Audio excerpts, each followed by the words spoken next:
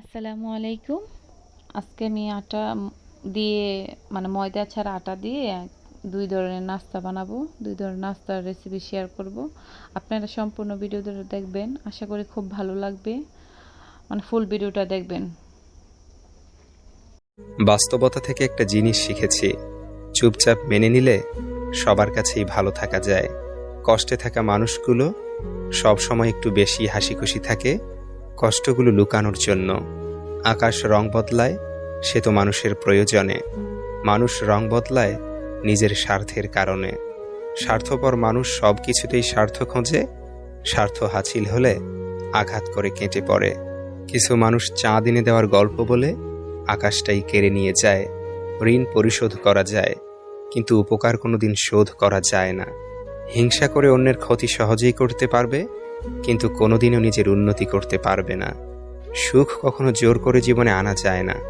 যখন আসে সব কিছু নিয়েই আসে, যখন যায় সব কিছু নিয়েই যায়। পুরুষের ব্যক্তিত্ব তার কথায়, নারীর ব্যক্তিত্ব তার আচরণে। বৃষ্টি না আসলে বোঝা যায় না ছাতার কোথায় ছিদ্র আছে, তেমনি খারাপ সময় না আসলে বোঝা যায় না কার মনে কি আছে। শেখার মধ্যেও পার্থক্য একটা আছে। বই থেকে শিক্ষা গ্রহণ করলে ঘুম চলে আসে, আর জীবন থেকে শিক্ষা গ্রহণ করলে ঘুম উড়ে যায়। কাউকে কখনো ছোট ভেবো না, কারণ একটা কথা সব সময় মনে রাখবে, ৫ টাকা দামের পেনও কিন্তু ৫ কোটি টাকার চেক লেখার কাজে লাগে। আপন যখন পর হয় তখন সম্পূর্ণ ত্যাগ করতে হয়, এছাড়া কোনো গতি থাকে না।